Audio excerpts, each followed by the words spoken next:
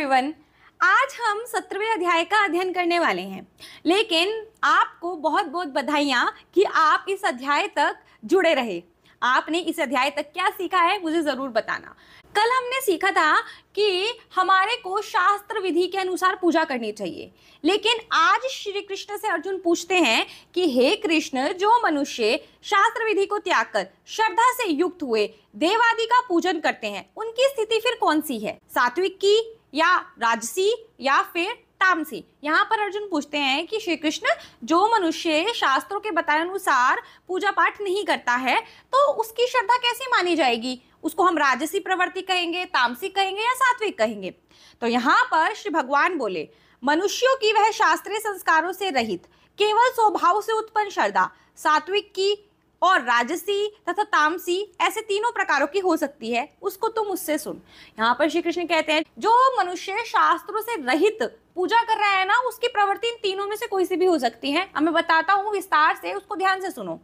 हे भारत, सभी मनुष्यों की श्रद्धा उसके अंतःकरण के अनुरूप होती है और यह पुरुष श्रद्धामय है, इसलिए जो पुरुष जैसी श्रद्धा वाला है वह स्वयं भी वैसा ही होता है। यहाँ श्री कृष्ण कहते हैं कि जो मनुष्य जैसी श्रद्धा रखता है ना, वो वैसा ही होता है। सात्विक पुरुष देवों को पूजते हैं, राजस पुरुष यक्ष और राक्षसों को, और अन्य जो तामस मनुष्य है वो प्रेत और भूतगणों को पूजते हैं।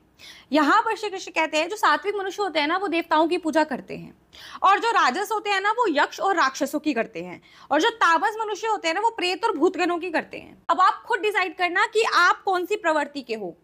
जो मनुष्य शास्त्र विधि से रहित केवल मन कल्पित घोर तप को तपते हैं तथा दंभ और अहंकार से युक्त एवं कामना, आसक्ति और बल के अभिमान से भी युक्त हैं, जो शरीर रूप से स्थित भू समुदाय को और अंतःकरण में स्थित मुझ परमात्मा को भी क्रश करने वाले हैं, उन अज्ञानियों को तू आसुर स्वभाव वाले जान। क्रश का मतलब क्या है यहाँ पर कि शास्त्र से विरुद्ध उपास आदि घोर आचरणों द्वारा शरीर को सुखाना और भगवान के अंश स्वरूप जीवात्मा को कलेश देना, भू समुदाय को और अंतर्यामी परमात्मा को कृश करना है।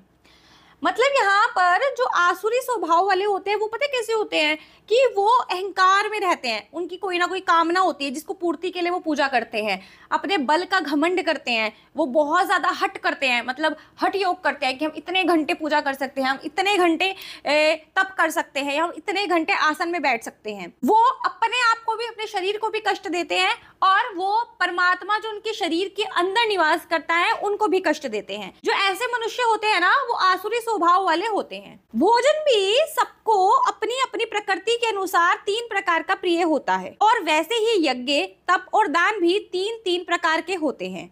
उनके उस पृथक पृथक भेद को तुम मुझसे सुन। यहाँ पर श्री कृष्ण कहते हैं कि जैसे खाना 3 प्रकार का होता है, वैसे ही यज्ञ, तप और दान भी 3 प्रकार के होते हैं। उसको सुनो। आयु, बुद्धि, बल, आरोग्य, सुख और प्रीति बढ़ाने वाले, रसयुक्त, चिकने और स्थिर रहने वाले तथा स्वभाव से ही सबको प्रिय ऐसे आहार अर्थात भोजन करने के पदार्थ सात्विक पुरुष को प्रिय होते हैं। जो आयु को बढ़ाने वाला हो, बुद्धि को बढ़ाने वाला हो, ताकत को बढ़ाने वाला हो, ठीक रखने वाला हो, मतलब रोगों से मुक्त रखने वाला हो, सुख देने वाला हो, रस से युक्त हो, चिकने हो, ऐसे जो पदार्थ होते हैं ना, वो जो खाता है मनुष्य, वो सात्विक प्रकृति का होता है। कड़वे, खट्टे, लवण युक्त, बहुत गर्म, बहुत तीखे, रूखे, दाहकारक, दुख, चिंता और रोगों को उत्पन्न करने वाले आहार अर्थात भोजन करने के पदार्थ राजस पुरुषों को प्रिय होते हैं।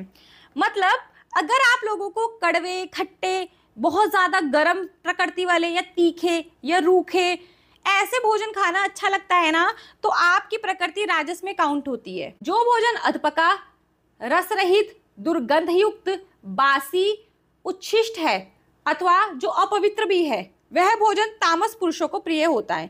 मतलब आधा कच्चा आधा पक्का भोजन जिसमें कोई रस ही ना हो, जिसमें से स्मेल आ रही हो, जो बासी खाना हो, ऐसा जो मनुष्य भोजन करता है ना, वो तामस प्रकृति का होता है। जो शास्त्र विधि से नियत यज्ञ करना ही कर्तव्य है, इस प्रकार मन को समाधान करके फल ना चाहने वाले पुरुषों द्वारा किया जाता है, वह सात्विक है। अगर जो मनुष्य ये सोचते हैं कि यज्ञ करना शास्त्रों में बताया गया और ये हमारा एक कर्तव्य है, और ऐसा मानकर बिना किसी इच्छा के, बिना किसी चाह के जो यज्ञ करते हैं, वो सात्विक होते हैं।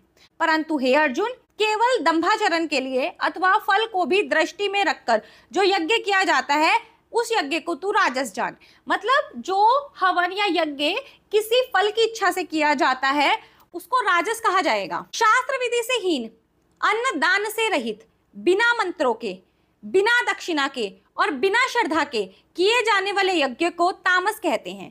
तामस यज्ञ कौन से हो गए? तो शास्त्रों के बिना किए जाते हैं, जिसमें कोई अन्न का दान नहीं दिया जाता, जिसमें मंत्रों का उच्चारण नहीं होता, जिसमें दक्षिणा नहीं दी जाती है, ऐसे जो यज्ञ होते हैं ना वो तामस यज्ञ कहलाते हैं। अभी हमने 3 प्रकार के यज्ञ कौन कौन से होते हैं वो देख लिए। अब हम देखते हैं कि तप 3 प्रकार के कौन कौन से होते हैं। देवता, ब्राह्मण, गुरु और ज्ञानी जनों का पूजन, पवित्रता, सरलता, ब्रह्मचर्य और अहिंसा, यह शरीर संबंधी तप कहा जाता है। शरीर संबंधी तप कौन कौन से होते हैं? जिसमें देवता, ब्राह्मण और गुरु की पूजा की जाती है, पवित्रता के साथ रहा जाता है, सरलता से रहा जाता है, ब्रह्मचर्य का पालन किया जाता है, अहिंसा में विश्वास रखा जाता है। इन सबको कहते हैं शरीर संबंधी तप। जो उद्वेग ना करने वाला, प्रिय और हितकारक एवं यथार्थ भाषण है तथा जो वेद शास्त्रों के पठन का एवं परमेश्वर के नाम जप का अभ्यास है वही वाणी संबंधी तप कहा जाता है। अब वाणी संबंधी तप का क्या मतलब है कि आप वेद शास्त्रों का पठन पाठन कर रहे हो, आप परमेश्वर का नाम ले रहे हो, आप मीठा बोल रहे हो, अच्छे से लोगों से बात कर रहे हो, तो ऐसा जो तप है ना वो वाणी संबंधी तप कहा जाएगा। मन की प्रसन्नता, शांत भाव, भगवत चिंतन करने का स्वभाव, मन का निग्रह, अंतःकरण के भाव की भली भांति पवित्रता, इस प्रकार यह मन संबंधी तप कहा जाता है। मन संबंधी तप में क्या होता है कि हमेशा मन को खुश रखना, हमेशा शांत रहना, भगवान के ध्यान में रहना, मन को निग्रह करके रखना, अंतःकरण का जो भाव होते हैं ना उसमें पवित्रता रखना, किसी के बारे में गलत विचार अपने मन में ना आने देना, इसको मन संबंधी तप कहा जाता है। फल को ना चाहने वाले योगी पुरुषों द्वारा परम श्रद्धा से किए हुए उस पूर्वोत्तर 3 प्रकार के तप को सात्विक कहते हैं। जो ऊपर बताए हुए तीनों प्रकार के तप को करता है ना उसे सात्विक कहा जाता है। जो तप सत्कार, मान और पूजा के लिए अथवा किसी स्वार्थ के लिए भी स्वभाव से या पाखंड से किया जाता है वह अनिश्चित एवं क्षणिक फल वाला तप यहाँ राजस कहा जाता है। जब हम तप को दिखावे के लिए करते हैं या फिर किसी स्वार्थ के लिए करते हैं तो इस प्रकार के तप को हम राजस कहते हैं। फल तो मिलता है, कुछ समय के लिए मिलता है, लेकिन इसको राजस कहा जाएगा। जो तप मूर्ता पूर्वक हठ से मन, वाणी और शरीर की पीड़ा के सहित अथवा दूसरे का अनिष्ट करने के लिए किया जाता है वह तप तामस कहा जाता है। अगर हम कोई तप, पूजा या मंत्रों का उच्चारण या नाम जप किसी का बुरा करने के लिए करते हैं या अपने शरीर को पीड़ा पहुंचाकर करते हैं तो उस प्रकार के तप को तामस कहा जाता है। तो यहाँ पर श्री कृष्ण ने हमको समझाया है कि अपने शरीर को कष्ट देकर व्रत, उपवास या फिर तप वगैरह करना सही नहीं है, उसको तामस में काउंट किया जाएगा। इसलिए अपने शरीर का ध्यान रखकर और किसी का बुरा ना चाहकर अगर आप तप करोगे तो वो अच्छा होगा, वरना वो बुरा माना जाएगा। दान देना ही कर्तव्य है। ऐसे भाव से जो दान देश अथवा काल और पात्र के प्राप्त होने पर उपकार ना करने वाले के प्रति दिया जाता है वह दान सात्विक कहा जाता है। जब हम किसी को दान ये सोचकर देते हैं कि हमारा कर्तव्य है और उसके लिए हम उससे कोई अपकार की इच्छा भी नहीं रखते कि हमने उसके लिए किया तो हमारे लिए करे, तो इस प्रकार के दान को सात्विक कहा जाता है। किंतु जो दान कलेश पूर्वक तथा प्रत्युपकार के प्रयोजन से अथवा फल की दृष्टि से दिया जाता है वह दान राजस कहा जाता है। अब हमने किसी चीज की इच्छा से दिया कि हम ये दान करेंगे तो हमारी उम्र लंबी हो जाएगी, हम ये दान करेंगे तो इससे हमारे को धन की प्राप्ति हो जाएगी, तो इस प्रकार के जो दान होते हैं ना, या फिर हम इसका ये भला करेंगे तो ये बदले में हमारे लिए काम करेगा, इस प्रकार के दान को राजस दान कहा जाता है। जो दान बिना सत्कार के अथवा तिरस्कार पूर्वक अयोग्य देश काल में और कुपात्र के प्रति दिया जाता है वह दान तामस कहा जाता है। तामस दान क्या हो गया? ऐसा दान जो एक ऐसे इंसान को दिया जाता है जिसको उसकी जरूरत नहीं है, जो बेइज्जती के साथ दिया जाता है, ऐसे दान को तामस दान कहा जाता है। तामस दान देने से अच्छा है कि आप दान ही ना करो। ओम तत्सत, ऐसे यह 3 प्रकार का सच्चिदानंद घन ब्रह्म का नाम कहा है। उसी से सृष्टि के आदि काल में ब्राह्मण, वेद और यज्ञादि रचे गए हैं। इसलिए वेद मंत्रों का उच्चारण करने वाले श्रेष्ठ पुरुषों की शास्त्र विधि से नियत यज्ञ, दान और तप रूप क्रियाएं सदा ओम इस परमात्मा के नाम को उच्चारण करके भी आरंभ होती हैं। जो श्रेष्ठ पुरुष होते हैं ना, वो जब भी दान करते हैं, यज्ञ करते हैं या तप करते हैं तो वो स्टार्टिंग ओम शब्द से करते हैं। तत् अर्थात तत्, नाम से कहे जाने वाले परमात्मा का ही यह सब है। इस भाव से फल को ना चाहकर नाना प्रकार के यज्ञ, तप रूप क्रियाएं तथा दान रूप क्रियाएं कल्याण की इच्छा वाले पुरुषों द्वारा की जाती हैं।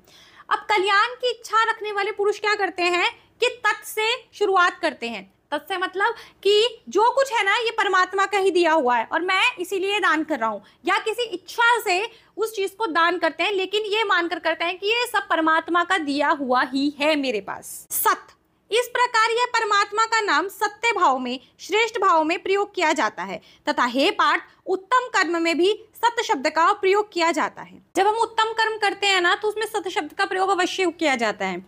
तथा यज्ञ, तप और दान में भी जो स्थिति है वह भी सत्य इस प्रकार कही जाती है और उस परमात्मा के लिए किया हुआ कर्म निश्चय पूर्वक सत्य ऐसा कहा जाता है। हे अर्जुन, बिना श्रद्धा से किया हुआ हवन, दिया हुआ दान एवं तपा हुआ तप और जो कुछ भी किया हुआ शुभ कर्म है वह समस्त असत इस प्रकार कहा जाता है। इसलिए वह ना तो इस लोक में लाभदायक है और ना ही मरने के बाद ही है। यहाँ पर श्री कृष्ण ने समझाया है कि बिना श्रद्धा के अगर आप कोई हवन कर रहे हो, दान दे रहे हो या फिर तप कर रहे हो या फिर तुम कोई भी शुभ कर्म कर रहे हो ना, वो आपको कोई भी फायदा नहीं देने वाला है, वो असत्य ही समझा जाएगा। सत्य क्या है? अगर आप श्रद्धा से कर रहे हो, श्रद्धा से अगर आप कुछ भी कर रहे हो ना तो वो अच्छा माना जाता है, सत्य माना जाता है। आज के अध्याय में हमने सीखा कि कौन कौन से 3 प्रकार के भोजन होते हैं, कौन से 3 प्रकार के तप होते हैं और कौन से 3 प्रकार के दान होते हैं। अगर हम शास्त्रों की विधि के अनुसार भी काम नहीं कर रहे हैं लेकिन हम श्रद्धा से कर रहे हैं तो वो सब कुछ सत्य है, वो परमात्मा तक जरूर पहुंचता है।